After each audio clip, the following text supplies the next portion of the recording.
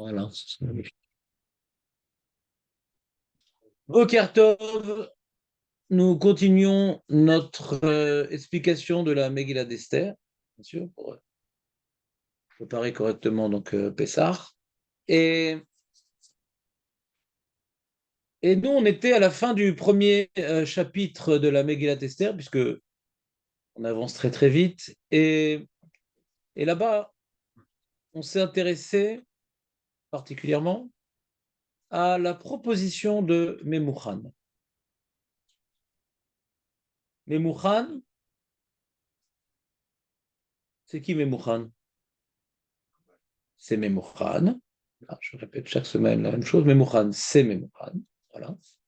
Comme ça, la méga d'Esther, elle dit. Donc, Memouchan, le septième donc, des conseillers du roi, des Sarim. Le septième, le dernier de la liste, des Sarim. Et lui, il propose un truc très, très, très spécial. Et nous avons donc formulé 3 questions sur toute cette histoire-là. Première question, quand le roi il pose sa question, on va aller vite parce que c'est une révision et ce qui m'intéresse, c'est d'arriver à la réponse quand même. Donc, je vais faire un petit peu de lecture. Parce qu'on n'a pas le droit de dire des psukim par cœur, ça tombe bien, je ne me rappelle de rien. Alors, il dit, voilà, Bayomer Amel, Echli Chachamim, donc on est Aleph Yud Gimel. Ouais, Yod Aitim, Kichen de. Et Tedvav, Kedat ma la asot bemalka, Kedat ma la asot bamalka, Vashti al asher lo aseta et ma'amar amelech achashverosh be'el asarisi. Qu'est-ce qu'on fait de la reine Vashti qui n'a pas fait la parole du roi envoyée par les eunuques? Donc on a l'impression que le problème ici, c'est l'affront. Ah là là! Ah là là! Pour qu'il n'y ait pas de jaloux, chacun qui va dire, d'accord, je t'ai fait comme ça, oh là là aussi, tous je vais leur faire oh là là. Mais une heure où le retard ne mérite plus un oh là là. Bah, c'était vraiment limite. Ouais. Ah, attends, c'est qui le dernier oh là là? C'est Jérémy, ça. Ah oui, oui. Ah, c'est mon chien. Ah là là! On continue. Donc, on voit que la question, du roi, c'est qu'est-ce qu'on va faire? Qu'est-ce qu'on va faire de Vashti qui n'a pas obéi? D'accord? Qui n'a pas obéi au roi. Donc, on voit que c'est un affront envers le roi. Et donc, et Memouchan, il a l'air de répondre complètement à côté de la plaque. Parce qu'il dit, ah non, non, attends, elle n'a pas fauté que contre le roi, hein. Elle a fauté contre tout le peuple et tous les princes et tout, parce que maintenant les femmes vont dire, ah, t'as vu, Vashti, elle n'a pas répondu au roi et tout, alors tu veux un café, bah, tu vas te le chercher toi-même. Ça s'appelle un café frappé. Ouais. Et donc, c'est comme tu connais le monsieur qui va chez le médecin et qui dit, ça fait maintenant 10 ans, à chaque fois, je ne sais pas ce que c'est, j'ai caniré de la tension, à chaque fois que je bois le café, j'ai très très mal à l'œil. Il va y avoir plein de médecins, plein de médecins, plein de médecins, pourquoi il a mal à l'œil. Tu connais cette histoire, non? Non. Et un médecin, il dit, dites-moi, quand vous buvez le café, vous enlevez la cuillère ou pas? Ouais. Donc, tu demandes à ta femme un café, ouais, et elle te dit, ah, bah, je dis, machin, un truc, et à la limite, elle t'amène le café, elle te laisse non pas la cuillère dans le verre, mais un couteau à l'envers. Donc, quel rapport entre la question du roi et la réponse de Memouchan, David? Le roi demande qu'est-ce qu'on fait de celle-là qu'elle m'a désobéi. Non, mais elle t'a désobéi. C'est pas très grave, le plus grave. C'est pas marqué, c'est pas très grave. Ouais. Mais ça veut dire, oui, elle t'a désobéi, d'accord, mais par rapport aux autres. Mais attends, mais le roi, il est quand même plus important que le peuple. Si maintenant c'est grave qu'elle ait fauté contre le roi, pas besoin de parler qu'elle a fauté contre le peuple. Est-ce que c'est clair, la question? Déjà, c'est le maximum. C'est maximum. Est-ce que c'est clair, la question? On a posé comme deuxième question. On va voir que finalement, la Gemara, le Midrash nous dit qu'elle a été condamnée à mort. Mais la Megillah n'en parle pas. Puisque dans le décret, dans la loi proposée. Ah, Marco, t'as accompagné ta fille ou pas t'as accompagné ta fille? Une petite course, très bien. Bah, bienvenue dans le quartier. Tu as dû sortir quelques rues, non? Ouais. Oh là, quel traumatisme. Donc,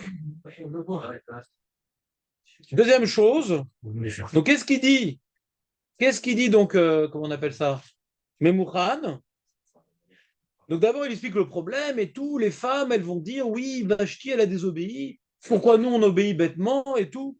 Quelle idiote suis-je-t-elle? Si déjà elle n'écoute pas, alors. Le roi. Ouais. Alors le palefrenier va nu-pied, sans culotte. Ouais?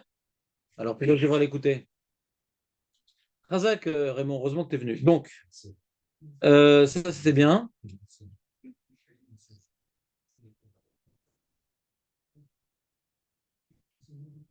Im ala melech tov yetse devar malchut milefana ve'ikatev bedate paras ummadai velo ya'avor asher lo tavo vashti lifnei hamelech achashverosh malchuta itel hamelech lereuta toremina. Donc, ça a l'air d'être le décret qui va être écrit dans les missives. C'est-à-dire que Asher Lotavo Vashti, donc on a vu une marloquette dans ça, mais le Targum il explique, comme la Pashtout, c'est qu'elle ne peut plus se rendre devant le roi. Décret, elle ne peut plus, interdite. Tu n'as pas voulu venir quand le roi t'a appelé, tu n'as plus le droit de venir. Et le Targum rajoute que si elle vient, on lui coupe la tête. D'accord? Oh. Ou Malchuta, deuxième chose écrite dans le décret, que sa couronne va être donnée à une autre. Mieux qu'elle. Mieux qu'elle. Vashti, c'était pas terrible. Peut-être Bishti maintenant. Peut-être, je sais pas. Une autre. Moins massive.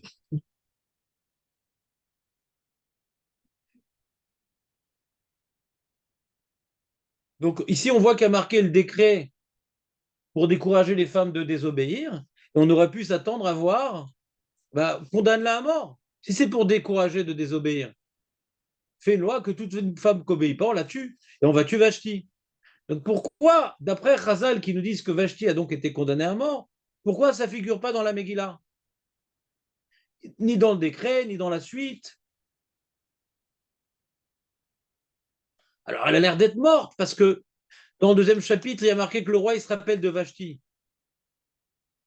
Alors elle a dit, ah, alors il est très embêté. Alors si elle était vivante, qu'il la ramène. Alors tu peux dire, non, peut-être que comme c'est un décret, il ne peut pas revenir sur le décret, il est embêté et tout. Mais bon, il a l'air de prendre par la suite quelques libertés, le roi. Donc si vraiment ça le dérangeait, peut-être qu'il aurait pu aussi casser le décret à Niloder. En tout cas, Pashtout, elle est morte.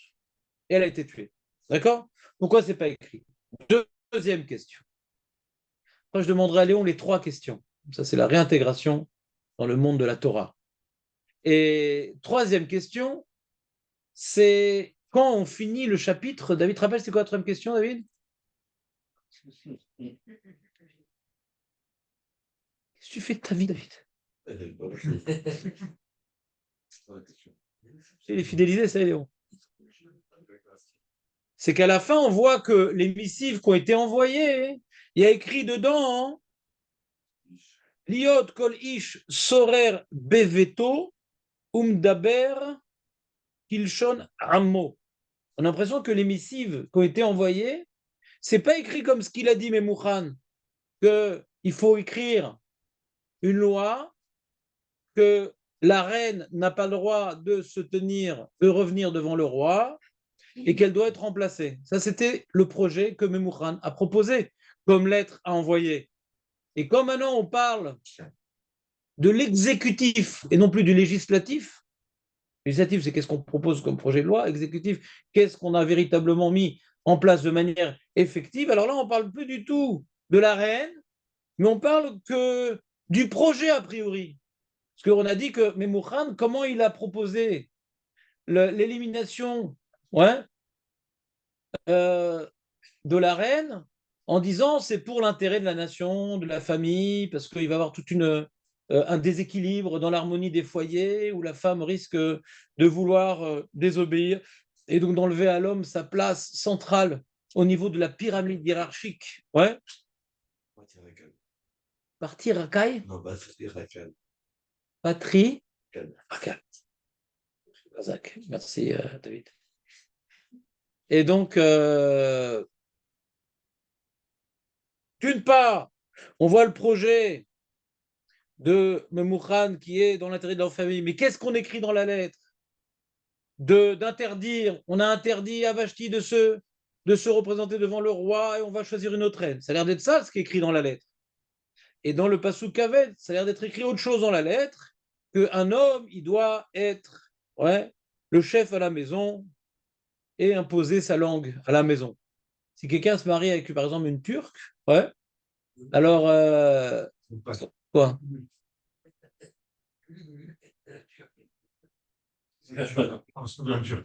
T'as un truc à faire, Meir, là, ou pas? Donc, alors, on ne dit pas ici des mots en turc. Par exemple, tu vois, mon fils s'est marié avec une Perse. Et, bon, une Iranienne. Et, bon, israélienne depuis plusieurs générations, bien sûr, mais bon, quand il y a des problèmes politiques, je dis, ah, t'as vu ton chef d'État, ce qu'il fait? Et donc, je suis pas père. Et elle chante à mon petit-fils des chansons en perse. C'est magnifique ce mélange avec Mais c'est affreux. C'est de la souillure, ouais. Il profane ses petites oreilles d'amarre. Elle a largué les amarres terriblement. Comment elle fait un truc pareil? Alors là, justement, il y avait un décret. Bon, elle a oublié les anciens décrets. On doit parler à la maison comme la langue du mari. Française. Tu dois parler française. D'accord?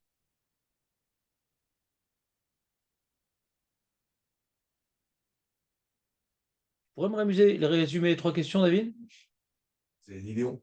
C'est pas encore prêt. Mais c'est quoi la guématria de David?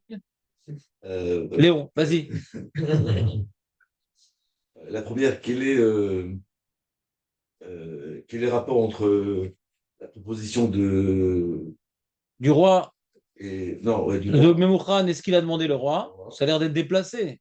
Si tu as fauté contre le roi, peut-être besoin de le dire, et contre le peuple aussi. Deuxième question.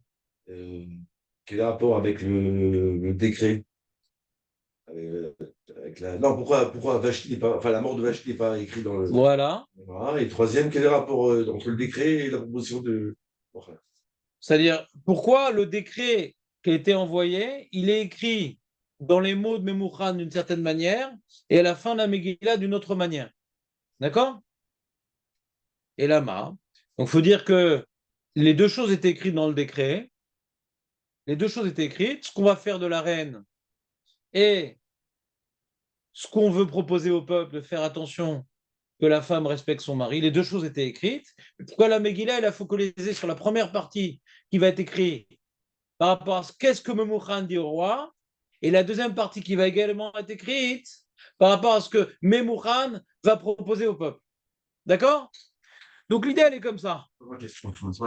La troisième, la troisième, on a vu d'après la Gemara, hein, c'est également écrit. L'iod, kol, c'est également écrit dans les missives. Mais c'est pas écrit avant dans ce qu'il a dit Memouchan, il n'a pas dit ça. Il n'a pas dit. Lui, il a parlé, dans les lettres, on va envoyer ce qu'on fait à Vashti.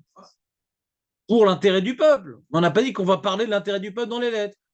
Et dans les lettres qui sont envoyées, on ne parle pas qu'on a parlé de Vashti dans les lettres, mais uniquement qu'on va parler de l'intérêt du peuple. Donc, vous comprenez ou pas ce que je veux dire? Un peu. Dommage.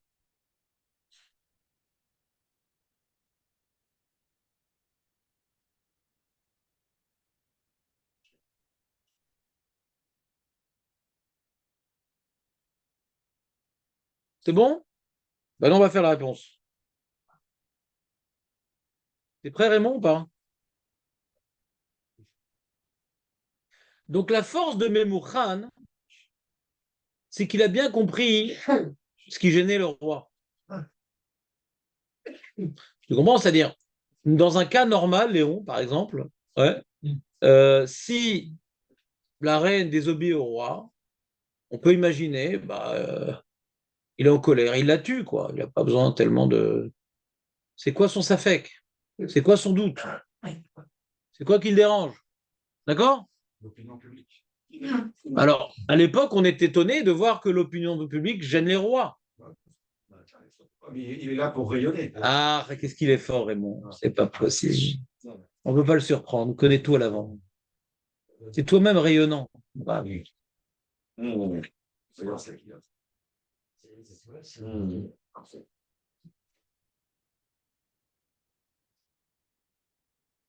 Je reprends. Donc, on a vu dans les premiers cours, je te rappelle, David, tu étais jeune à l'époque, on a vu que le roi a fait un festin de 180, 187 jours. Ouais. Quelque chose d'inhabituel. C'est énorme ce qu'il a fait. Il a déployé le faste, le luxe, la nourriture, le vin, la folie des grandeurs pour subjuguer la nation.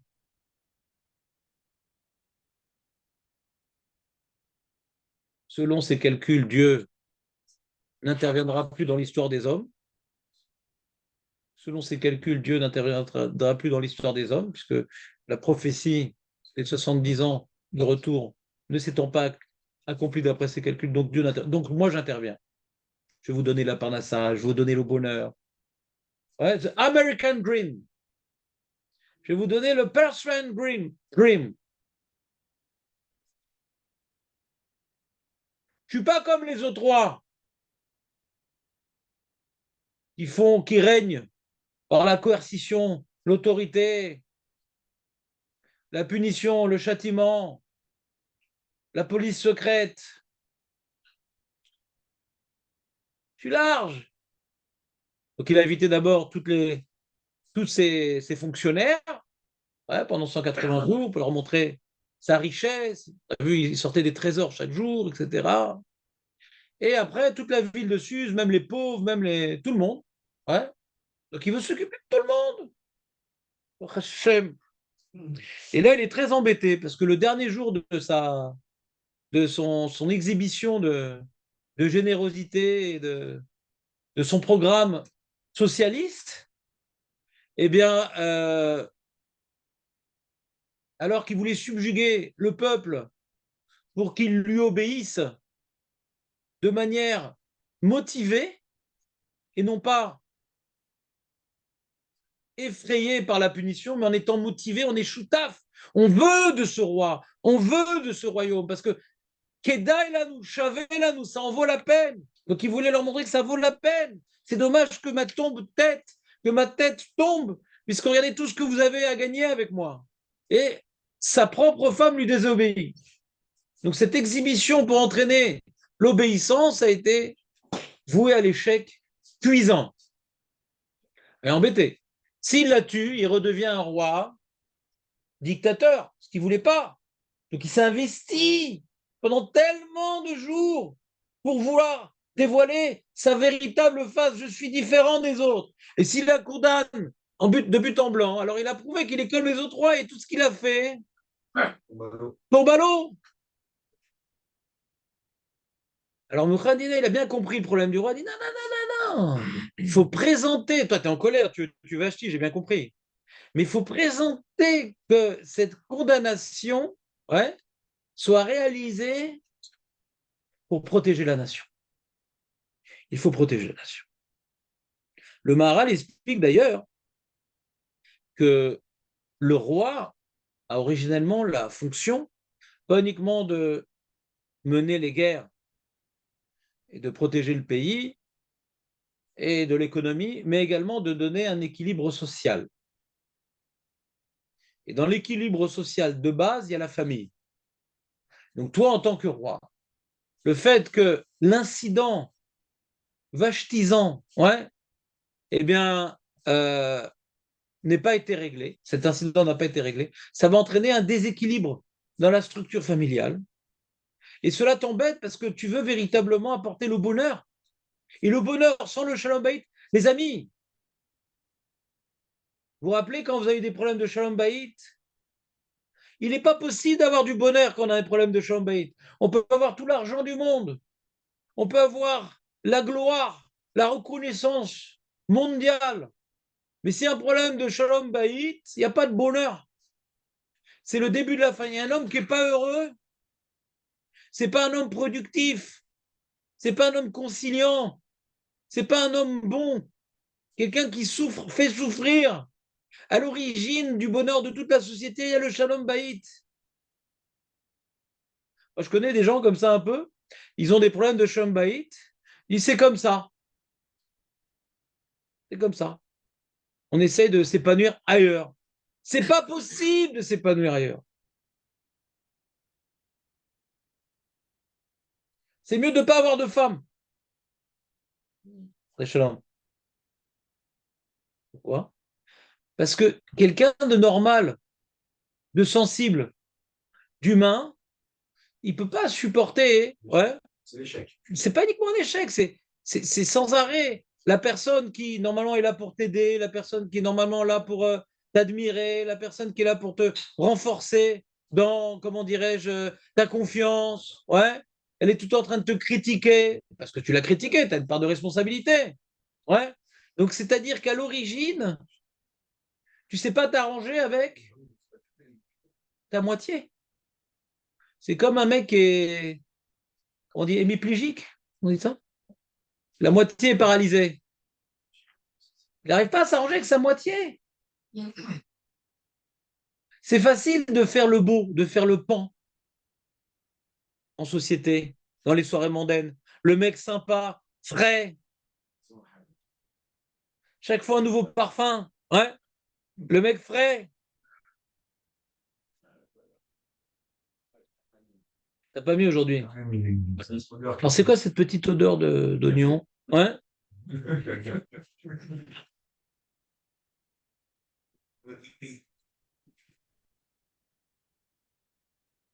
Un mec très apprécié autour de lui et pas à la maison. Ouais. C'est pas un mec. On n'est pas apprécié à la maison, c'est un problème. Il y a plein d'opinions qui reviennent. Perdu le fil? C'est écrit ou est-ce que c'est des feuilles? Moi j'écris mieux que toi? Ouais, des fois, des fois, je me Non. Mais non, mais il y a un truc, tu sais, tu me connais, Dan. En direct, il y a plein de trucs que j'ai pensé en direct. Ouais. Donc tu vas rater des trucs en direct. Je sais pas si je dois faire les points où je fais tout. Note des points. Le plan, il est là, le plan. Non. Non, c'est à la fin du. C'est à la fin du cours. Sinon, après, je vois les mecs qui lisent et je parle tout seul avec les mecs. Mais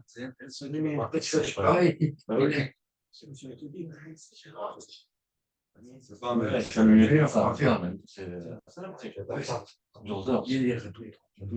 qu'est-ce qui se passe? on parle ambiance.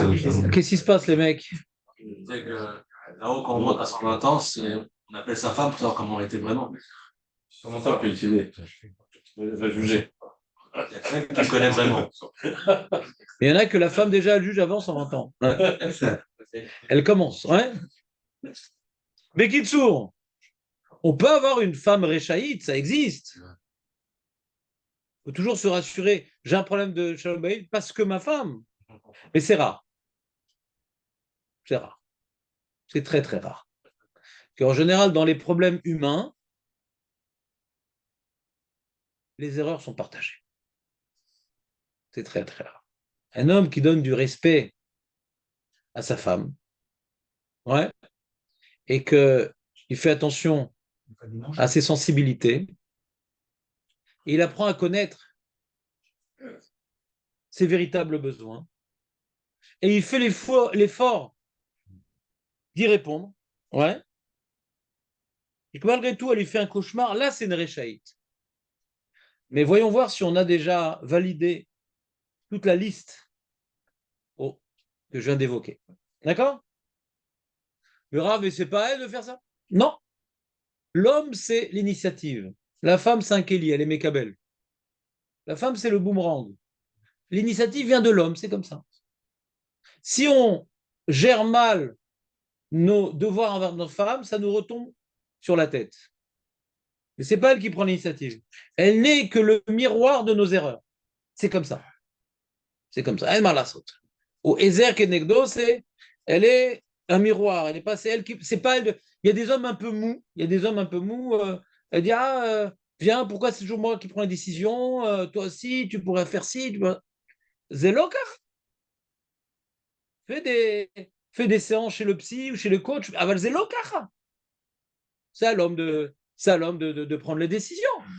Pas parce que la femme est bête. Non, la femme, elle peut donner des conseils meilleurs que le mari. Et je la binaille était rare. Mais elle a besoin d'un homme, ouais, qui dirige. Pas qui la dirige, qui dirige. Il y a une différence entre la diriger et dirige. Qui assume ses responsabilités. Diriger, c'est assumer les responsabilités. C'est ça, diriger. Un dirigeant, c'est quelqu'un qui assume ses responsabilités. Il y a un problème, il dit, t'as vu, c'est toi, tu m'as pas dit. Non. Ouais, je me suis planté, truc et tout. Ouais, tu m'as mal conseillé, machin et tout. Ça, c'est le pire qu'on peut faire. De faire porter les responsabilités à sa femme parce qu'elle m'a mal conseillé. Attends, je suis obligé de l'écouter. Oui, de lui obéir. Non, elle non plus, elle n'est pas obligée d'obéir à ce que je lui dis. Ouais. Si elle n'est pas d'accord, elle doit s'exprimer. Mais si je suis un mec coléreux et insupportable, elle n'a pas donné son opinion, donc je suis tout seul en vérité. Je ne profite pas de sa sagesse, je ne profite pas de ses conseils féminins que je ne peux pas découvrir avec mon aspect masculin. D'accord? Bekitsour, petite parenthèse. Donc, le bonheur n'est pas possible sans le shalom baït. D'accord? C'est la base même de l'épanouissement individuel. Sinon, il y a une moitié qui manque. Et donc, le roi qui voulait apporter le bonheur, il a un alibi d'éliminer Vashti. Non, non, c'est pas pour. Non, moi, je peux pardonner. Moi, je suis un mec très sympa. Je peux pardonner Vashti, moi. Pas de problème. Je suis vachement pardonnant. Mais le peuple, mes amis, si je la pardonne, il va y avoir un vent de révolte qui va gronder. Ouais, chez les vaches.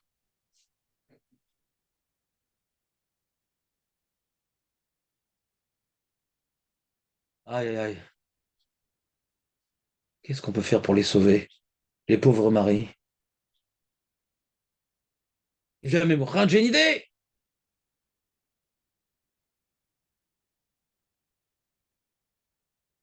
Aïe, aïe, aïe, aïe, aïe, aïe. C'est terrible ce qu'on est en train de voir. Arrête, la proposition de Mimouchan, elle est complètement débile. Complètement débile.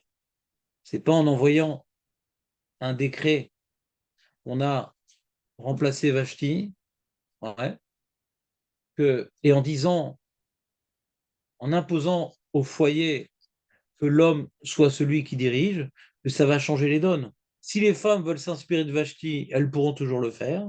Ouais. Et si les hommes, de toute façon, gouvernaient à leur maison, ça ne va rien changer. Donc, bien sûr, ça ne va rien changer ce décret. C'est complètement débile ce qu'il propose Memouchan. Vous me suivez ou pas? La Gemara dit que c'est complètement débile. Que grâce à la débilité de ces lettres-là, quand Aman a envoyé ses lettres d'extermination du peuple juif, ils n'ont pas été zrizin magdimim les mitzvahs, ils n'ont pas été rapidos. Les goïms disent on va commencer à tuer un peu les juifs parce que on ne va pas tout faire en un jour. On dit non, les lettres qu'il envoie, c'est un débile mental, ce roi. Ouais. Je ne sais pas de quelle origine il est. Du coup, il ressemble à Poutine parce que bon, ça a l'air un peu, ça a l'air dangereux. Il est assez russe comme ça, je trouve. Et donc, les lettres ne vont rien changer au problème. On est d'accord? Les lettres ne vont rien changer au problème. Donc, c'est un S. Grâce à ça, on a remis en question la lucidité de l'ancêtre de Biden. Ouais? On a remis en question sa lucidité. Est-ce il est bien net? Il est net ou pas? Qu'est-ce qu'il veut? Que l'homme gouverne à la maison. À l'époque, qu'est-ce qui se passe? Quand la femme, elle désobéit, qu'est-ce qu'on fait? On la frappe. On la frappe. Je ne dis pas que c'était le bon vieux temps. Non. Non, je ne dis pas ça. Pourquoi je ne dis pas ça? Parce que des fois, on peut se coincer un truc. Non, pas pour ça, ouais. Non, c'est que pourquoi c'est pas le bon vieux temps? Parce qu'un homme, il a besoin de sa femme pour se construire. Il n'a pas besoin d'une esclave. Donc quand il la frappe, il a raté le projet de construction à deux. D'accord? Donc le fait que la femme se soit libérée de l'autorité, comment dirais-je, du mal, d'accord, est un bienfait pour nous. Ça nous apprend à profiter de l'intelligence féminine, de son intuition, et de construire quelque chose ensemble. Parce que de la frapper, de la tuer, c'est facile, mais en fin de compte, ça ne forme pas ni le mari, ni même les enfants. De la même manière aujourd'hui que les enfants se révoltent contre les parents, ouais, on est dans une grande période de révolution des adolescents, ouais, qui touche les juifs, les goïms, tout le monde, etc. C'est pour le bien-être de l'humanité. Grâce à ça, les parents, ils apprennent à écouter leurs enfants, à s'intéresser à leurs besoins et à se travailler. L'éducation des enfants, c'est la meilleure Kelly pour travailler ses midotes. Mais à l'époque où il y avait l'autorité parentale, non. Pas content, on le jette de la maison, où après il doit supplier pour revenir, ici, le gosse, il part sans qu'on lui demande. Ouais, c'est à nous de supplier de lui revenir. D'accord? Donc toutes ces choses-là, où le mari, il avait un pouvoir sur la femme, ou le père sur ses enfants, c'est pas des choses qui nous aidaient à travailler nos midotes. Donc, bon, Hachem, comme on est la dernière génération avant la venue du Mashiach, Hachem, il veut qu'on travaille nos midotes. Donc, il y a la révolution de la femme qui est positive et des enfants qui est positif. Qu'on apprenne à écouter l'autre et pas que notre Yetzirara. C'est pour ça qu'il n'y a jamais eu autant de divorces qu'aujourd'hui. Parce qu'on ne peut plus la frapper, on ne peut plus la tuer. Et donc, et on n'arrive pas à désobéir à notre Yetzirara, donc on divorce. Vous comprenez ou pas? Avant, il y a moins de divorces. Parce que la femme, elle sait que de toute façon, même si elle divorce, son prochain mari, ça va être pire. Ouais, ou pareil. Là, elle peut encore rêver, elle a Netflix. Elle est autonome aujourd'hui. Voilà, autonome, homme. Ça se faisait pas d'être seule. Elle travaille, elle peut faire ça. Voilà. Aujourd'hui, oui, mais Revenons à notre développement. C'était une petite parenthèse sur l'importance du Shalom Bayit. C'est pas un truc en plus, ce Shalom Bayit. D'accord? C'est pas un truc en plus. Imenze en klum. C'est pas un truc en plus. Donc celui qui a des problèmes à ce niveau-là, faut pas dire c'est comme ça. Ouais. On a une vaisselle Bassari, on a une vaisselle Khalavi. Il y a sa partie de sa maison, ma partie de ma maison. Non, non, non, non. Si ça marche pas avec la femme, c'est qu'on a un travail à faire. On a un travail à faire. Et d'ailleurs, moi, je connaissais une très très grande psychanalyste qui s'occupait de ce genre de problème, Shalom Bayit, machin, truc. Et elle dit qu'elle ne s'occupait pas des gens pas religieux. Parce que les gens pas religieux, ils n'arrivent pas à désobéir. Alors, il y a de Serrara. Donc, tu peux leur donner des bons conseils pour construire leur couple. Mais comme ils n'ont pas pris la discipline de se forcer à obéir à autre chose qu'à leur Yetzerara, donc ces conseils vont être vains, ça ne sert à rien. Nous, on a l'habitude de se forcer, ah non, là, c'est pas caché, ah non, c'est si, là, c'est la shonara. On est tout en train de se travailler. On doit développer un muscle qui s'appelle se retenir. Et si on a développé cette obéissance, cette discipline et cette force de se retenir, alors aussi, dans le Shalom Bayit, on peut utiliser cette énergie-là pour changer de comportement. Mais quelqu'un qui ne vit pas avec Torah et Mitzvot, il ne sait pas comment on change de comportement parce qu'il se laisse aller. Donc, quand il apprend le Shalom Bayit, même s'il comprend que c'est mal, il n'a pas la force. Elle est quoi? Vous comprenez ou pas? Revenons au développement de la Begila, après cette petite parenthèse nécessaire et vitale. C'est que donc, Memoukhan, il a pu séduire le roi par un projet qui lui permettait de poursuivre sa folie d'être un roi différent. D'accord? Ça, c'est le projet de Memoukhan. Il a pu le séduire. Bien que le projet est débile, le roi a été conquis. Pourquoi? Alors, je vais vous parler d'un phénomène psychologique qui nous concerne. Quand maintenant on s'est investi dans quelque chose, ouais, par exemple dans le couple, ouais, j'ai essayé, machin, ma femme, truc, je l'aime, machin, et elle veut partir. Elle veut partir. Et tu as essayé de lui offrir des cadeaux et de faire des efforts. Ouais, elle a eu un moment, une crise, machin, c'est bon, elle veut se casser, elle m'a la saute. Et toi, tu t'acharnes pour la retenir. Et tu as donné de l'argent, et tu as payé des conseillers, et tu as baissé nana, tu t'investis à mort dans quelque chose. Plus tu t'investis dans quelque chose, plus tu as du mal à faire marche arrière. Et donc, comme maintenant elle va partir, le mec, il va faire des choses illogiques pour la retenir. Il va lui crier dessus, il va la frapper. Attends, mais tu lui cries dessus, tu la frappes pour qu'elle reste? C'est logique, non? Comment ça marche? Vous avez vu des films comme ça, non? Comment ça marche? C'est pas logique. Comment? C'est qu'il a perdu. L'homme a du mal à s'avouer vaincu. Quand tu t'es investi dans quelque chose, ouais, tu vas jusqu'au bout, même si tu es en train de t'auto-détruire. Les choses dans lesquelles tu t'investis, tu as du mal à faire marche arrière. Tu as une dynamique que, pour pas changer de projet, tu vas faire tout et n'importe quoi. Quelqu'un, des fois, par exemple, dans son entreprise, il doit la vendre, ça y est. Non, il veut pas la vendre, hein, mais tu es en train de tout perdre. Lâche. Hein? Pharaon. C'est exactement la même chose, son pays. Peut-être. Pharaon, je ne sais pas. C'est compliqué, Pharaon. Je ne veux pas rentrer dans ça, parce qu'il y a Dieu qui intervient là-bas. Moi, je parle d'un phénomène psychologique. D'accord?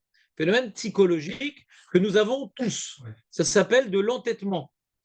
Ouais? On s'investit dans quelque chose, on est attaché à quelque chose, on n'arrive pas à changer de direction.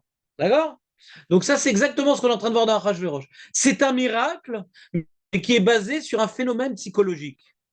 Comme lui, il s'était investi pendant 187 jours pour donner une image du roi qui veut être généreux, qui s'occupe de l'intérêt du peuple et de leur bonheur, Azanet Akol ou Farnes Lakol, etc. Maintenant, Vashti, elle a tout détruit.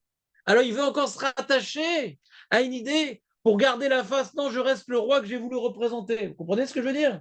Et donc, le conseil débile de Memouchan n'est pas tombé dans l'oreille d'un sourd parce qu'il n'a pas regardé combien il est efficace le conseil, le roi. Il a regardé, grâce à ce conseil-là, il a pu me rassasier de ma volonté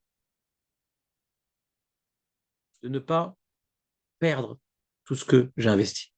J'ai investi pour me donner une certaine image. Il me propose un projet que d'après ce projet-là, je n'ai pas perdu tout ce que j'ai investi. Alors, il était aveuglé par cette volonté de poursuivre son projet sans réfléchir à l'effectivité du projet. Vous comprenez ou pas? Les vendeurs de voitures le savent. Tu as déjà été vendeur de voitures, David? Ah là là. Marco non plus. Personne. Non, on a tout fait sauf ça. C'est dans les livres de psychologie, on parle de l'approche du vendeur de voitures. C'est écrit dans les livres de psychologie. Ouais. C'est d'abord, tu fais une promo. Ouais. Puis voilà, ah, elle est pas chère la voiture, etc. Le mec, il vient et tout. Alors, il est intéressé. Il s'est déplacé, il est venu, il est intéressé. Donc, il a déjà commencé à s'investir dans quelque chose. D'accord? Et tu dis oui. Alors, d'abord, tu parles du positif.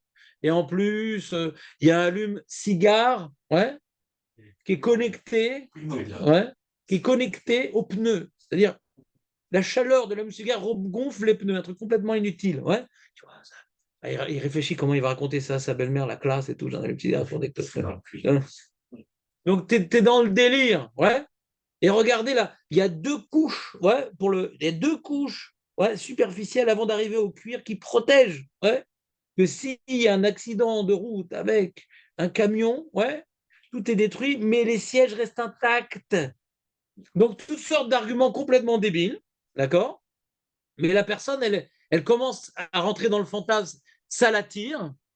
Et alors, très bien, alors on peut finaliser très très bien. Donc, vous m'avez dit 100 000 shekels, oui, mais le volant est en option. Ouais, c'est-à-dire, c'était pas, ça n'incluait pas le volant. Ouais.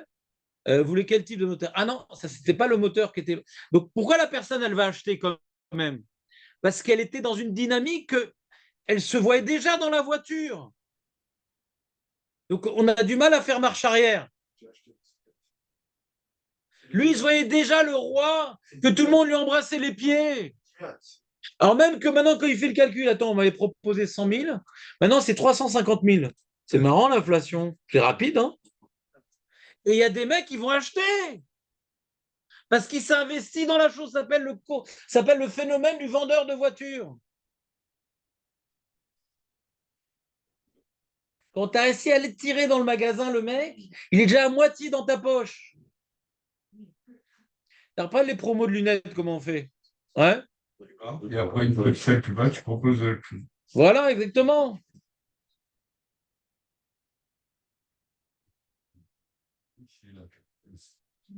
On a dévoilé ton secret, désolé. Blénara. Tout un problème d'optique. Pardon. Vous comprenez ce que je veux dire ou pas? Je change pas de branche, d'accord? Lourdeur. Donc, il y a Bernard, il est pas là, tu l'as pas vu, Bernard? Léon, tu as compris l'histoire? Donc, c'est pour nous un message fondamental. Parce que des fois, on fait des graves erreurs parce qu'on ne veut pas lâcher le morceau. Ambiance pitbull, on ne veut pas lâcher le morceau. Mais lâche! Mais non, mais tout ce que j'ai investi, tout ce que j'ai fait, tout ça, machin. Quelqu'un, par exemple, il a mis des enfants au monde, tout ça, c'est pas facile. Ensuite, ouais, il a enseigné la Torah, il a mis dans le meilleur Talmud Torah, la meilleure yeshiva, machin, et le gosse, il commence à sortir l'ambiance. Il veut plus. Alors le mec, il s'acharne, il dit dans tout ce que j'ai fait pour lui, etc. Non, non, non. Est-ce que, alors, t'as prié ce matin, il le tire à la synagogue et tout. T'as étudié aujourd'hui, machin et tout. Mais ce que tu es en train de faire, c'est opposé au résultat, en vérité. Parce que c'est pas en le forçant alors qu'il veut plus qu'il va le faire.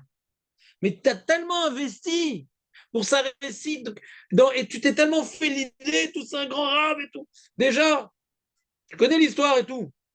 La femme qui est dans son. Il a ses poussettes, elle a des jumeaux. Dit comment ils s'appellent, tes jumeaux? Alors, elle voit déjà l'avenir de ses enfants. Elle dit le Rosh Yeshiva ou le Rosh Kollel? Ouais. Tu as déjà fixé sa destinée à l'avance. Donc, le mec, il va faire des bêtises avec son enfant. Ouah, tu te rends compte, il a rasé Shalom, il a mangé quelque chose, c'était Rabanout. Mais réfléchis, ça. T'as ton approche, ouais, de le protéger. Il a quand même 38 ans, ouais. Ça va pas l'aider. Mais comme tu es dans une dynamique c'est ça tout prendre l'adolescence, de le protéger, de l'appuyer, de le motiver, de machin. L'adolescence, lâche-le, lâche-le. Mais tu es dans une dynamique, je me suis investi, et tout quoi, il va tout casser. Elle m'a la saute.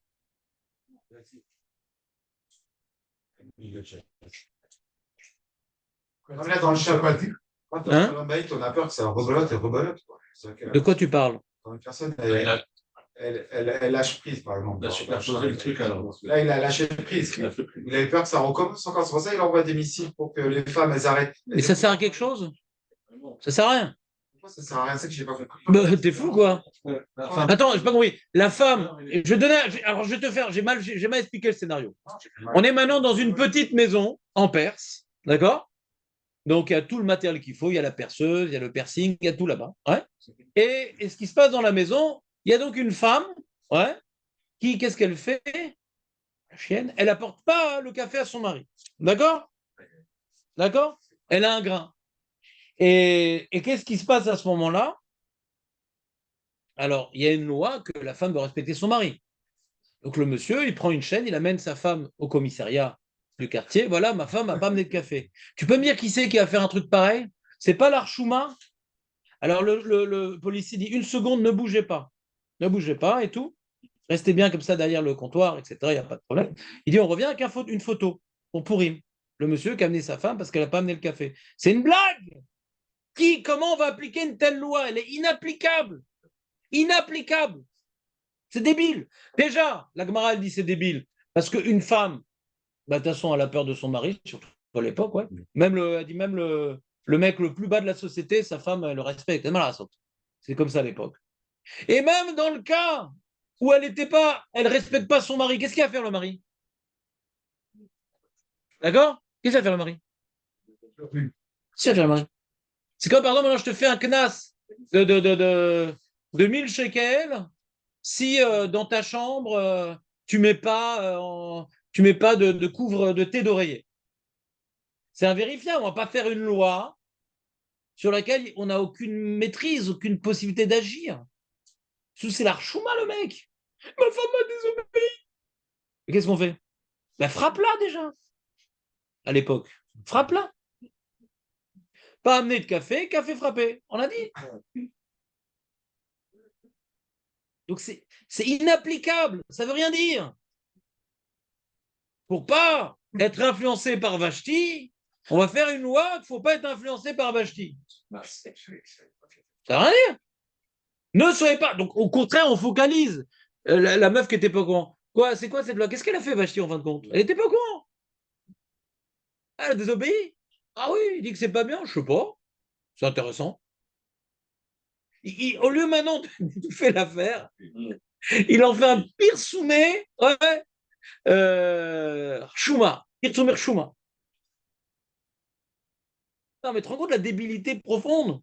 C'est vrai qu'Hachem l'a un peu aveuglé, mais dans le phénomène psychologique, je dis, il y a déjà un aveuglement quand quelqu'un veut se rattacher à quelque chose dans lequel il s'est investi. Vous me suivez ou pas? Raymond, tu as compris? C'est pas ça qu'il a accepté de son droit. Enfin, je sais pas. Alors, je reprends maintenant. Je reprends maintenant. Donc, dans la lettre, il était écrit donc un certain nombre de choses. On va donc interdire à Vashti de se présenter devant le roi, puni. Deuxièmement, on va la remplacer par une autre reine. Et troisièmement, qu'un homme, ouais, il doit être le maître à la maison, et c'est sa langue. Si maintenant il se marie qu'une femme d'une autre origine, c'est sa langue-là qui devrait être parlée et pas la langue de la femme. Ne la ramène pas Ginette. D'accord? Ne la ramène. Maintenant, on a demandé pourquoi, ouais, il y a écrit ce décret-là en deux parties. Par rapport à ce que Memouchan propose au roi, on parle uniquement de Vashti, et par rapport à ce qui a été envoyé, on parle uniquement de l'intérêt de la famille. Alors, je dis, c'est la Megillah veut nous apprendre, ouais, qu'en vérité, il y a eu deux enjeux dans ce décret. Qu'est-ce qui a intéressé le roi, lui personnellement, en vérité? Qu'est-ce qui a intéressé le roi? De se débarrasser de Vashti, d'accord? Donc, la Megillat Esther nous raconte, ouais, le décret, chacun selon ce que ça intéressait. Le roi, il n'était intéressé que l'élimination de Vashti, d'accord? Donc, d'abord, la Megillah nous raconte qu'est-ce qu'on va faire à Vashti. C'est ça qui intéresse le roi. Qu'est-ce que le roi veut que le peuple entende?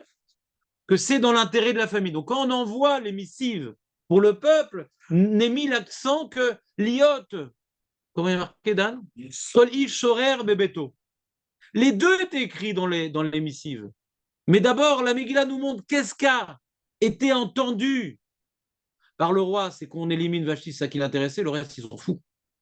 Et qu'est-ce qu'il voulait que le peuple entende? L'intérêt de la famille. Et pas le fait qu'on va s'occuper de Vashti. C'est pas ça tellement le. Et c'est pour cette raison-là que la Megillah ne parle pas de la condamnation à mort de Vashti, ce qu'il n'a pas mis dans les lettres. Parce que puisque c'est pour montrer que c'est un roi généreux, qui s'intéresse de tout le monde et que de lui-même, il aurait pardonné, mais c'est pour l'intérêt du peuple qu'il a dû éloigner Vashti du pouvoir. Donc il ne va pas parler de l'élimination de Vashti parce qu'il ne veut pas faire peur au peuple. Il veut montrer sa miséricorde. La Megillah ne nous a pas parlé de l'élimination de Vashti pour nous dévoiler combien le roi il voulait se camoufler dans sa colère et dans sa volonté de vengeance. Cette volonté de vengeance ne figure pas dans la Megillah parce qu'il voulait la camoufler. C'est clair comment j'ai répondu aux trois questions ou pas? Mort, disons que ça va être écrit dans la Megillah, et que tu vois que c'est pas écrit dans les missives, ça aurait répondu à la question. Non. Complètement. Non, pas du tout. On aurait dit, elle est morte, elle n'est pas écrite dans les missives. Voilà, je comprends ce que tu dis. Mais si la Megillah elle-même n'a même pas voulu mentionner sa mort, alors qu'on imagine que c'est ça qui a dû lui arriver, alors là on a une là. Quoi qu'un grand pashtan, on dit c'est marrant, c'est pas écrit dans les missives, mais après on voit qu'elle est morte. Et bon, on dit c'est manière, on aurait pu déjà le mettre dans les missives. Mais quelqu'un qui n'est pas un grand pashtan dit c'est bizarre, il est marqué nulle part qu'elle est morte. Ouais, ça met l'accent sur le fait qu'on veut camoufler sa mort. La Megillah vient nous faire ressentir, ouais, la volonté de camoufler l'exécution en n'en parlant pas. Alors si c'était écrit dans l'émissive X et après on nous dit qu'elle était tuée, dit bon, on aurait interprété qu'elle se revienne plus devant le roi parce qu'on va la tuer. C'est ça que ça veut dire. On aurait interprété. C'est Bekitsu, mais c'est ça que ça veut dire. Tu me suis Dan ou pas? Voilà, on peut passer à un autre sujet. J'avais une autre réflexion moi, sur ça. Ah.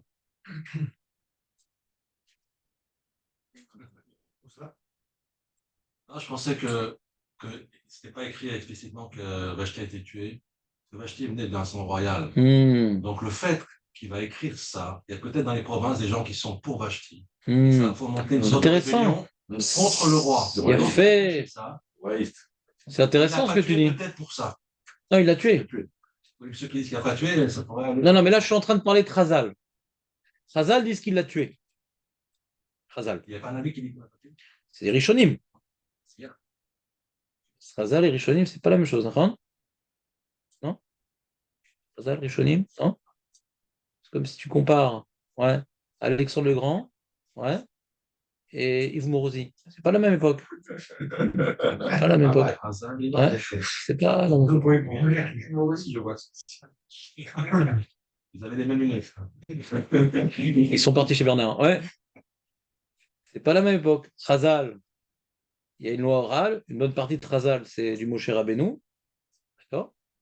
Sur la Megillat Esther, bon, Moshe Rabbeinu n'a pas trop expliqué la Megillat Esther, Moshe Rabbeinu. En tout cas, ils ont ce qu'on appelle un roi HaKodesh. Ouais. Et les Rishonim, ils sont là pour expliquer. Alors, ils expliquent le Pshat, ils disent d'après le Pshat, elle n'est pas écrit qu'elle est morte, donc peut-être qu'elle n'est pas morte. D'accord? Peut-être qu'elle n'est pas morte. Mais eux-mêmes disent, mais pourtant, dans Chazal, c'est écrit qu'elle est morte. Ils font remarquer. Donc, Chazal, soit tu dis que Chazal, c'est une vue de l'esprit, ouais, mais en tout cas, Chazal, il faut s'intéresser à ce que disent Chazal. Des fois, c'est une image, une allégorie, truc. Sa réponse, elle est valable aussi pour la question même de Khatal. Enfin, Non, non, ça oui, je suis d'accord. Qu'elle a été tuée. Et pourquoi maintenant la Megillah n'en parle pas? Parce que Bémet, les missives n'ont pas parlé de sa condamnation à mort. Parce que venant en étant une descendante de Babel, alors tout l'empire babylonien dit quoi? On a tué notre petite princesse et tout. Alors ça va à l'opposé de son projet de réunir les provinces. Très très joli, Moshe. Mais dans ce cas-là, la Megillah d'Esther aurait pu le dire qu'on l'a tué. Dans les missives, c'est pas écrit, mais on aurait pu le dire dans la Megillah.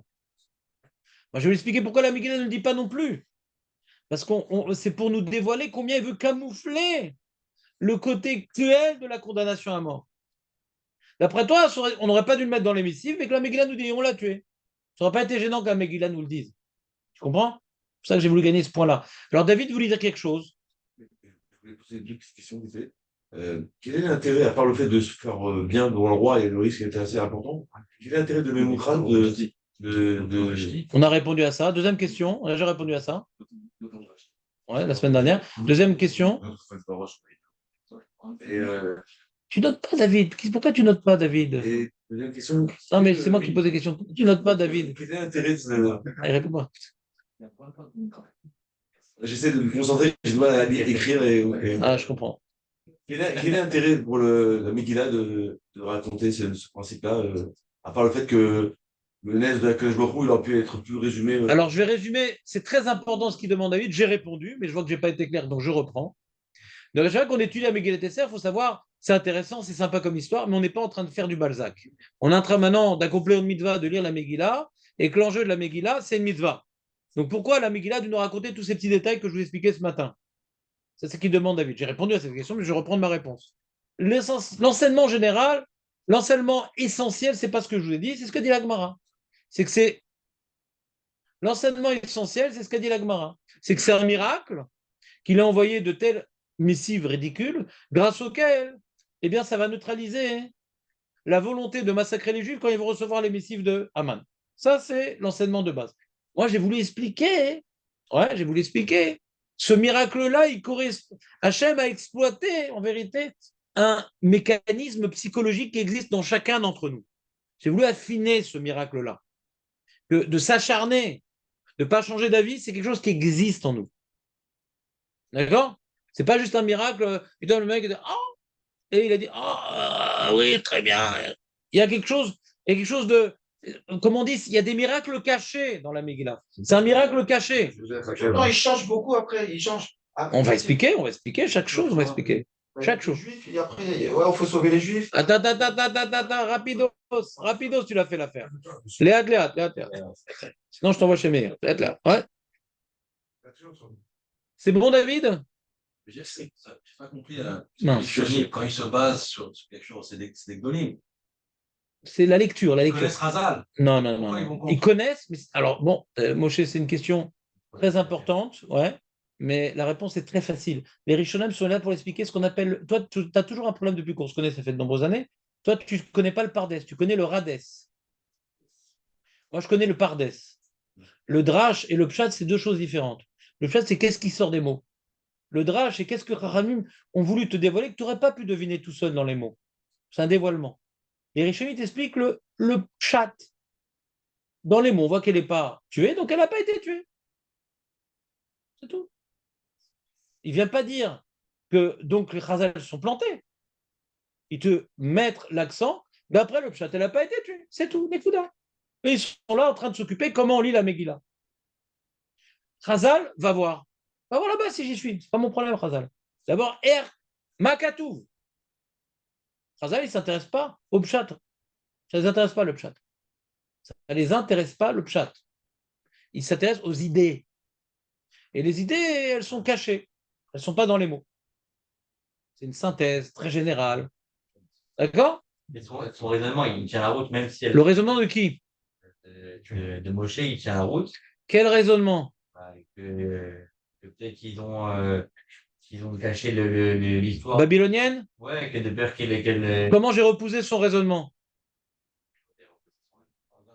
J'ai dit qu'on aurait pu. Mais même si elle a écrit. La Megillah aurait pu parler de sa mort. Dans les missives, qu'on ne dit pas qu'elle est babylonienne, ça aurait calmé le jeu, mais dans la Megillah, pourquoi on ne nous dit pas qu'elle a été condamnée à mort? Dans la Megillah, pas dans les missives.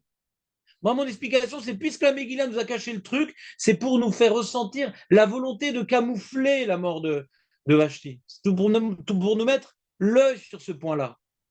Bon, c'est pas grave, vous avez compris, c'est bien, vous n'avez pas compris, c'est de ma faute. On continue. On a d'autres sujets à développer. Vous aurez la feuille, battez-vous avec la feuille plus tard. Oh, on va pas recevoir les feuilles. Non, encore. On a des feuilles? On continue à Megillah. Donc la Megillah est marquée comme ça. Achar ad-devarim ha'ele keshor hamat hamelech achashverosh zachar et Vashti vet asher asata vet asher nigzar alea. Après, ce qui s'est passé, le Maral il dit juste après, keshor, c'est quoi shor? On parlait de vache, maintenant shor. C'est quoi shor? En plus, on le dit à haute voix.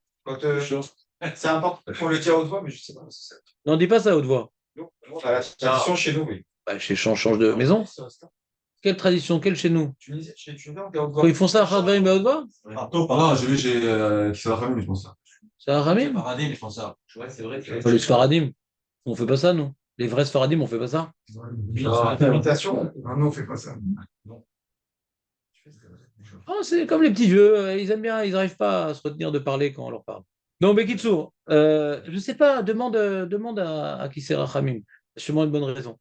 Achar Dvarim Aele, qui est short, c'est quoi short? Non, tu le dis à voix haute, obligé. C'est quoi short? Short, apaisé. Où est-ce qu'on a vu le même terme dans la Torah? Dans la Torah, les amis.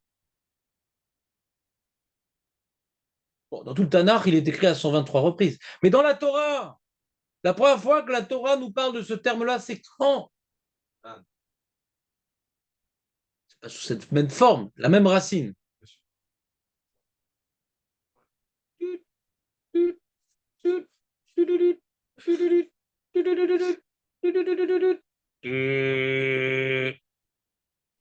Rishon, Letzion, éliminé. Ouais.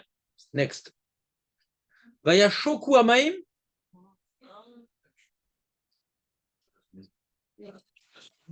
Hein? C'est comme maintenant tu vois une montagne avec de la neige, qu'est-ce que tu sors? Déluge. Donc quand il y a eu le Maboul, et le Maboul, ah là là, tu nous as fait peur, Shlomo, tu nous as fait peur. Ah là là là là. Maga, comment t'es arrivé si tard? T'es parti chez le coiffeur? Manichar, voir.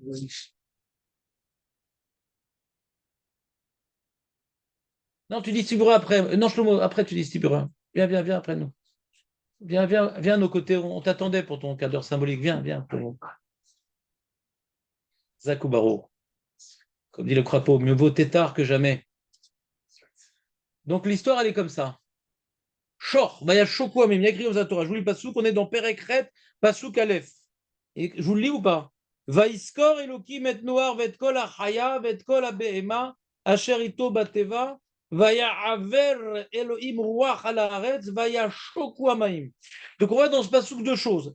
Hachem s'est rappelé, ouais, et il a apaisé les eaux.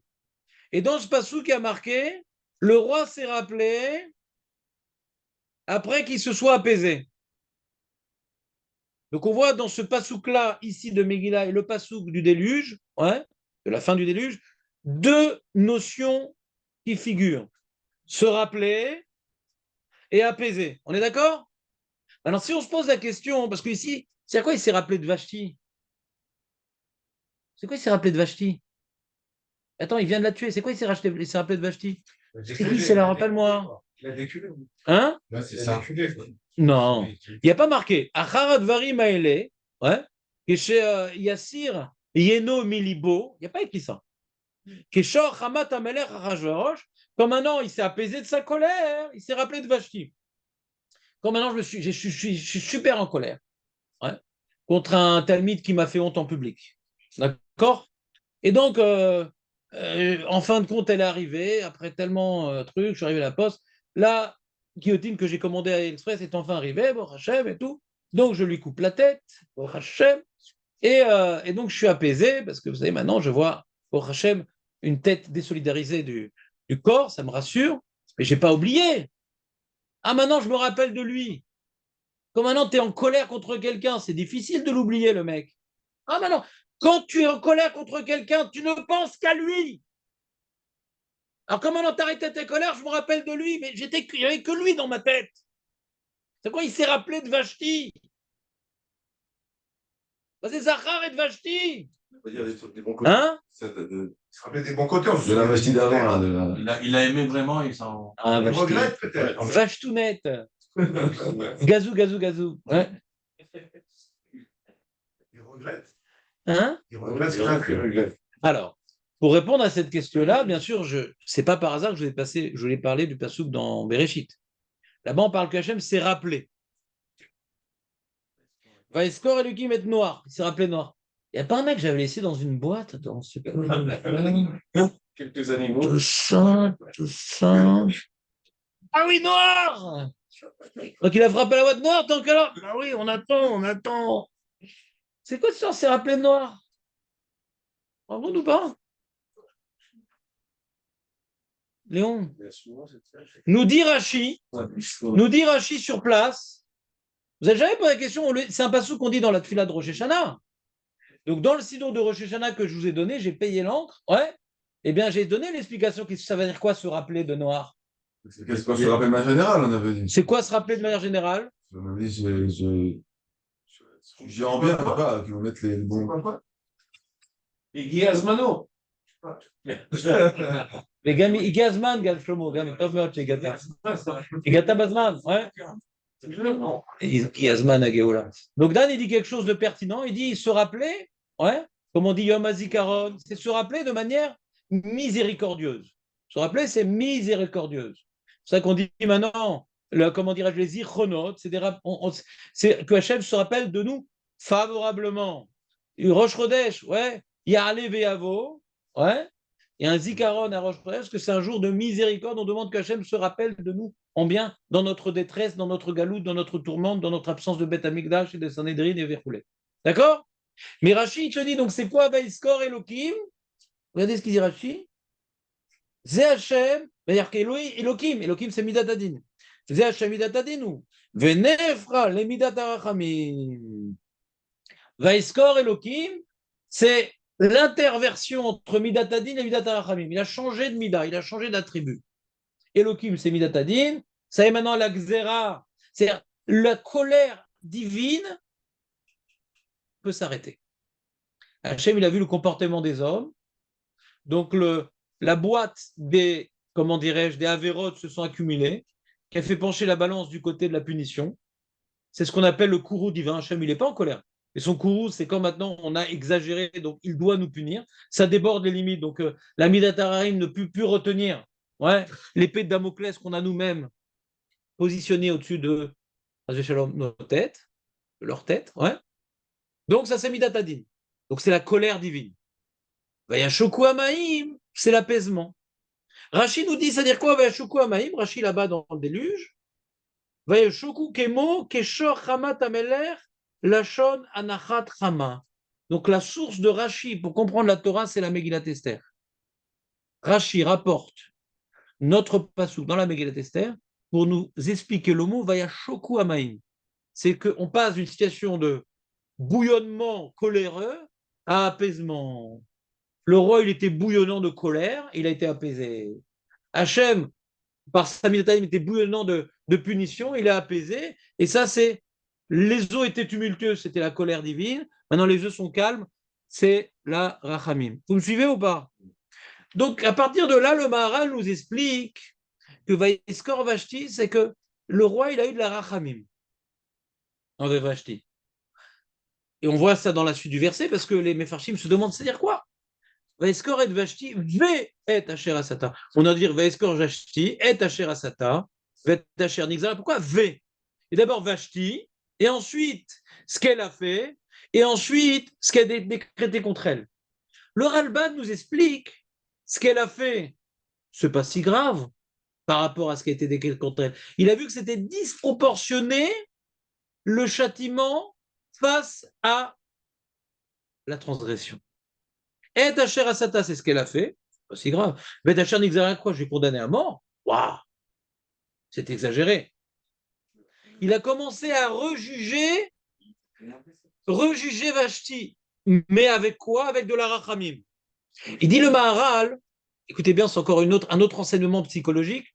D'après la nature humaine, on ne passe pas de colère à rachamim. Il y a des étapes avant. On ne passe pas de colère à rachamim. Donc quelqu'un, maintenant, il s'est mis en colère. Il est chaud bouillant. D'accord? En général, après, il n'est pas tout de suite je me suis complètement trompé, viens, je t'adore dans les bras. Ouais. En général, on aime bien justifier notre colère. On dit non, mais quand même, mais ouais, mais pourquoi? Et avec tout ce que je lui ai fait, et lui, et là, c'est pas possible, je suis contrarié. En général, quand on a une colère, on la justifie.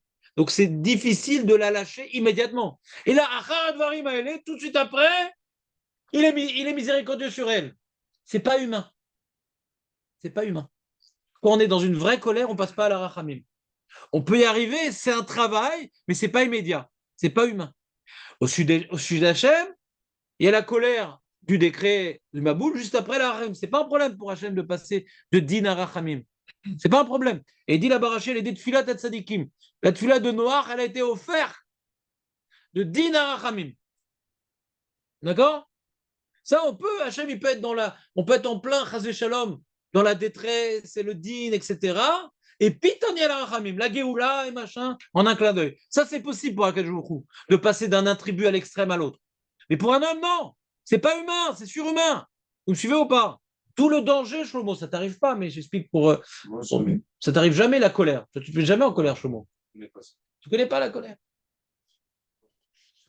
Il dit ça aussi. Il y a noir et l'irtzot. Il y en a qui ont du mal, il y en a qu'on arrive facilement à calmer, mais c'est pas immédiat. C'est pas immédiat. Et c'est pas de la colère à la miséricorde. C'est d'abord colère, bon, mais c'est d'ailleurs, je te parle quand même, mais d'avoir de l'amour pour la personne qu'on a été en colère immédiatement, c'est pas normal. Donc, le Maharal, il dit, donc on voit ici l'intervention divine. Le Maharal, il dit, de là, on voit l'intervention divine. Que la colère du roi était surnaturelle. Comme il aimait Vashti, c'est Hachem qui a exacerbé sa colère pour arriver à éliminer Vashti et que Esther le remplace et qu'on envoie les missives. Nous, la base de la colère, elle vient de Achashverosh. Elle a quand même mal parlé, etc., c'était pas bien. Mais qu'il ait une telle colère meurtrière, ça c'est Hachem. Mais derrière Hachem, il a agrandi. Tu sais, il y a une sorte de. Des fois, un mec, quand il a une colère, des fois, il a un délire dans sa tête. Des fois, on dit crève l'abcès. Vous connaissez l'histoire, ouais? Un délire dans sa tête. Ouais. Et des fois, ce délire, il vient, des fois, il vient pas. Et là, c'est Hachem qui a fait ce délire dans la tête. Vashti, tout ça, mon michté, machin. Oui, mais quand même, ce que tu as demandé, en fin de compte, à Vashti, c'était pas très cool non plus. De venir s'exhiber toute nue, machin. Hein? Qui s'est apaisé. L'apaisement est normal. L'apaisement est normal parce qu'il l'aimait. La colère n'était pas normale. La colère, comme ça dit Mara, la colère n'était pas normale. Elle est surnaturelle.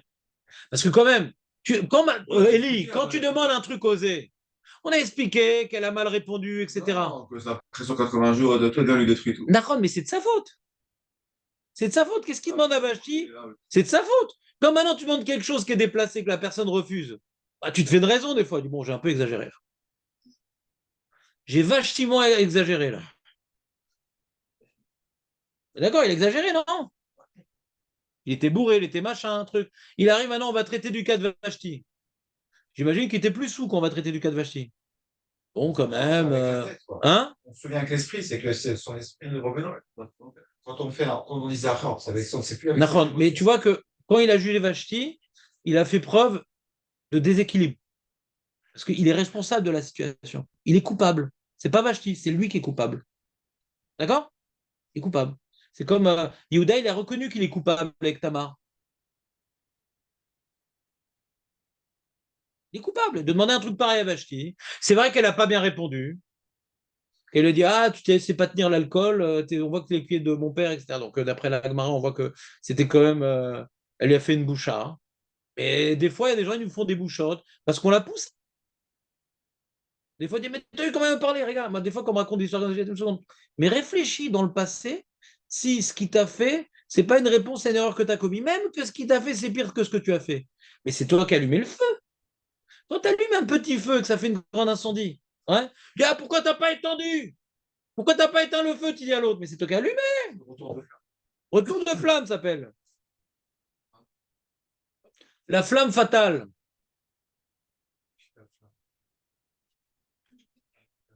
Tu comprends ou pas? Donc il dit le Maharal, ici la colère, elle est surnaturelle. Hachem, il a exacerbé la colère.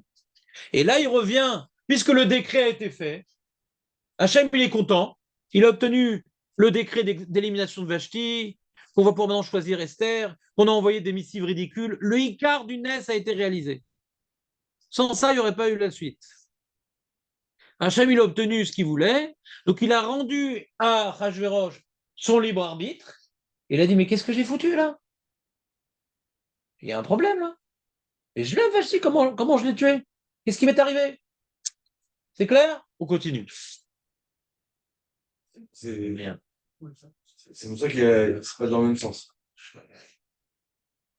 Et après, il y a écrit dans le Pasuk Bet, Vayomru Na'are Amelech Meshartav.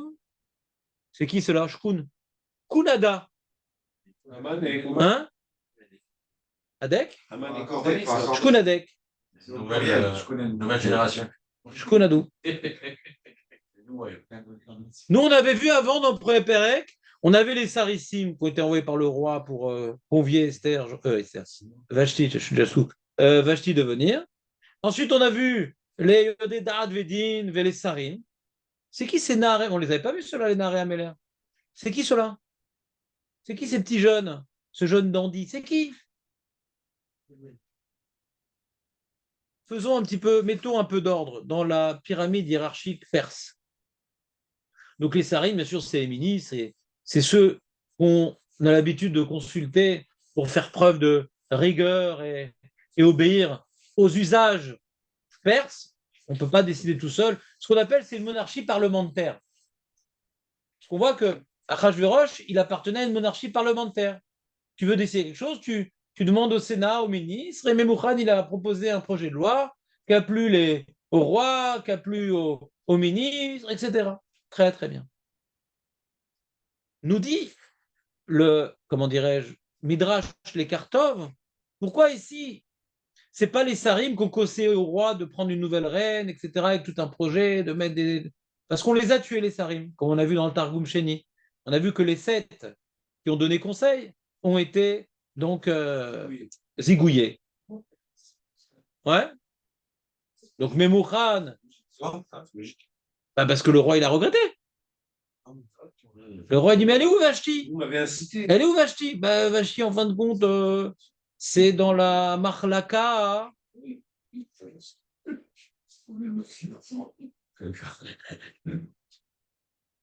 Dans le caveau. De vache, elle est passée à caveau. Ouais. Non, si on a des Memouchan, c'est Amon. Donc, le Targum Sheni, il nous dit que Memouchan, c'est Aman, et que les 7 ont été tués. Donc, le Maral de la Dîme, on dit Memouchan, c'est Aman. Aman, c'est-à-dire c'est la même trempe. C'est un destructeur, mais ce n'est pas Aman. Le Maral, bien sûr. C'est connu. Hein, Marco? C'est qui Memouchan? C'est pas mal. Ouais, C'est comme. très, très bien. En tout cas, d'après le Targum Sheni. Sinon, il y a une contradiction. Et donc, les Chaora, la preuve du Targum Sheni, c'est notre pasouk. Pourquoi maintenant le conseil qui a été donné au roi, c'est pas comme l'habitude par les Sarim, ça a été par les Nahar et Améler. Ils sont où les Sarim? Il y a pu. C'est-à-dire que la monarchie parlementaire a disparu. Ça sert à rien le Sénat. Ouais, le Sénat, c'est complètement débile. Ça nous fait envoyer des lettres complètement débiles. Ça nous fait tuer la reine la plus belle au monde. Il avait la Miss Monde. Maintenant, qu'est-ce qu'il a? La Miskine. Ouais, le pauvre.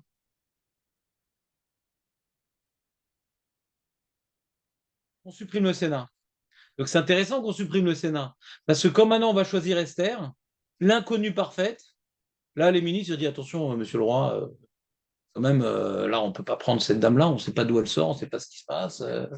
Quand même une reine sympatoche. Ouais, un truc sur les photos, ça assure. Ouais, pas une palefrenière, on ne sait pas d'où elle sort celle-là. Mais si maintenant on arrive, grâce à toute l'histoire de la colère du roi, on a supprimé le Sénat, ça permet l'arrivée d'Esther, d'accord? Et du coup, qu'est-ce qu'il va avoir comme conseil par les Nahar et Meler? C'est qui Nahar? On a vu plusieurs fois dans le Tanakh Nahar. Qui c'est le premier Nahar qu'on a vu dans la Torah d'Anne? Yosef. Ah ouais. Oui, moi, c'était. Voilà, Yoshua bin Nun. Le Ramban nous dit que Yoshua bin Nun, qui s'appelle Nahar, on fait le calcul, ouais, il avait 56 ans. Dans l'esprit, c'est genre. Ouais. Nahar. Comme en général, on va dire le serviteur très proche de mes petits soins qui met mes chaussettes, qui me donne ma petite aspirine, qui me gratte le dos. C'est des jeunes en général qu'on prend. Donc c'est devenu un terme idiomatique. Ouais. Nar, c'est-à-dire serviteur, quel que soit son âge. Shamash, nous on dit Shamash. Le Shamash, c'est Nahar. Et il prouve, Gehazi, il y a marqué Nahar. Aussi, il y a marqué que quand Yoshua il a envoyé Caleb et Pinchas en tant que Meraglim, il y a marqué Nahar aussi. Il a envoyé les Naharim, mais c'est Naharim. Caleb, il est Nahar, c'est le plus vieux. Caleb, c'est le plus vieux. C'est le survivant de la période du désert. Il s'appelle Neharim. Donc voilà, c'est des Shamashim. D'accord? Donc ici, on n'est pas en train de parler que c'est des petits jeunes forcément. Dans les Rishonim, il y a une marloquette, mais le Ramban, il tranche, non. Je te prouve dans un certain nombre de psukim que Nahar, ça ne veut pas forcément dire qu'ils sont jeunes en âge. Bah, on ne s'arrête pas le jour tant qu'il pleut, hein, parce que ça ne sert à rien, on n'est pas. Hein, t'es pas. Tu n'as pas amené la Trax. T'as amené? Ah là là, quel navire. Pourquoi tu nous as pas dit qu'il allait pleuvoir? Vous comprenez le Ramban? C'est intéressant, non? Mais qu'est-ce qu'on apprend de ça? On apprend que de la disparition du Sénat, il y a un changement politique en Perse, et ça participe au miracle. C'est ce que je viens de vous expliquer ce matin. Ou pas? Très très bien. Et donc, qui c'est qui va lui donner ses conseils? Les petits sous-fifres, les sbires. Il le voit, pourquoi? Parce qu'il le voit pleurer. Où est-ce qu'on voit Nahar et Améler encore dans la Megillah? Dan? Toi qui vas nous lire la Megillah? Ouais, c'est loin tout à l'heure, là. Où est-ce qu'on voit dans la Megillah Nahar et Améler, encore une fois? Ouais, quand elle m'a pas dormi la nuit. Voilà, il avait l'insomnie, il n'arrive pas à dormir le roi, et il a demandé au Nahar et Améler de lui amener le Sefer Azichronot, les chroniques. Qu'est-ce qu'ils foutent là-bas? Ben, ils sont tout. C'est des toutous, quoi. Ils sont tout le temps là. C'est pas sa cour, non. Ah non, c'est vraiment le évêque qui est tout le temps en train de lui mettre les chaussettes, les trucs. La cour, c'est déjà la noblesse. Non, non, non, c'est vraiment le chamache. Donc là, il est en train de pleurer. Vachti, qu'est-ce qu'on va ch'tiser ensemble? Comment je vais m'acheter maintenant? Ouais. Du coup, il ouvre. Comment? Il parle. Il parle. C'est Naharim, là, d'un coup, il parle. Alors, ils ouvrent la bouche. Il va que sous la Melech Narod, il commence à. Voilà, on voit que c'est plus un conseil des Sarim. Ouais, c'est dire, ah, mais le roi, c'est dommage et tout seul maintenant et tout. Tu devrais reprendre une reine, mais attention, hein. Fais pas le même coup qu'avec Vashti. Pas une princesse. C'est pas les petits hindous qui, je veux dire, ils ont. Enfin. Bah, il donne un conseil. Relation Va te chercher une meuf. Va te chercher une meuf, pas une reine. Nous, on est mariés avec Fernanda, tout se passe très bien. Fernanda, à part la moustache, tout se passe très bien. Ouais. Qu'est-ce que t'as pris une reine? Ouais. Comme on dit, alors que Vashti, elle n'était pas encore née, que déjà elle posait des problèmes. Encore née, Vashti. Ouais. Donc, prends-toi une meuf. Prends-toi une meuf. Qu'est-ce qu'ils ont dit? Ouais, Betulot, Tovot Maré. D'où on voit, après qu'il avait Vashti, descendant de Nabucodonosor, une meuf jolie. Et après, maintenant, après, qu'est-ce qu'il va faire? Après, on va l'amener dans le harem, qui est tenu par les eunuques. Le harem tenu par les eunuques. Pourquoi il précise tenu par les eunuques? Parce que Vashti, elle n'a pas aimé qu'on lui envoie des eunuques pour venir. Il faut l'habituer qu'elle ne connaît pas le roi. D'abord, elle connaît les eunuques. Elle est soumise aux eunuques, cette madame. Qu'elle ne commence pas à lever son nez. Elle n'accédera à toi que par les eunuques. Donc, si tu envoies des eunuques pour qu'elles viennent te faire un café, ça lui rappellera sa jeunesse. C'est clair? Et pourquoi la trempe dans l'huile et tout ça? Trempez-la dans l'eau, trempez-la dans l'huile, pourquoi? Pour la rendre reine. Pour la rendre femme-objet. Pas reine, justement. C'est-à-dire que, qu'est-ce qu'il avait dit, Memouchan? Il faudra la remplacer par une femme mieux que Vashti. Ouais? C'est quoi mieux que Vashti? Alors peut-être, lui, Mouchan, il pensait à une autre princesse, etc. Il dit non, mieux que Vashti, c'est quoi? Qui ne va pas faire des problèmes comme Vashti.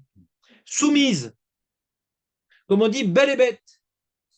Belle et bête. Plus elle est belle, plus elle est bête. Comment? Une blonde, quoi. Une blonde. Il y a fait. Je n'ai pas compris l'histoire de elle était verte et en même temps elle était belle. Quel rapport qu'elle est verte? Quel rapport avec verte? Quel rapport? Et c'est pour ça qu'il a marqué. Oh là là. Comme ça, non? Ça montre que le vert, c'est une couleur qui montre que ça continue dans le temps. C'est pourquoi? Parce que le vert dure. Regarde. Écoute-moi, Elie. Ne me déconcentre pas avec tes lourdeurs. Il y a marqué comme ça. Il y a marqué dans le pasuk Vayomru Naare Ameler Meshartav Yevakshu Lameler Neharot Betulot Tovot Mare. Ouais. Vayafkad Meler Pekidim Bechol Medinot Malchuto Vekabetsud Kol Nehara Betulat Tovat Mare El Shushan Abira El Bet Anashin Aliad Hege Saris Ameler Shomer Anashim Benatun Tamruken. Donc belle, gérée par les saris et trempée dans l'huile. Ve'aneharot Asher Tetav Bene Ameler Vetimlor Tachat Vashti. Alors il dit le gan de Vina, pourquoi il a marqué Vetimlor Tachat? On sait très bien que c'est Tachat Vashti.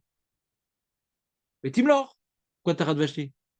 Timlor Tachat Vashti, pas Malka. Elle va remplacer la beauté de Vashti. C'est tout. Il dit le gan de Vina, on peut dire Vetimlor Tachat Vashti à Malka. Ou à Malka Vashti. On ne veut pas la remplacer par la royauté qui était dans Vashti, mais par la beauté qui était dans Vashti. Comme ça dit le gan de Vina. Il a bien aimé ce projet, le roi, et effectivement, c'est ce qui s'est passé, machin. Et après, Bezrat Hashem, on va voir, après qu'il a accepté le projet, on nous fait un zoom sur Mordechai, Esther, tout ça, machin. Ça, c'est Bezrat Hashem. La semaine prochaine, l'histoire de Mordechai et Esther. Hazak ou Baro. On est 10, on est 10? C'est vrai, alors viens, on fait Kaddish.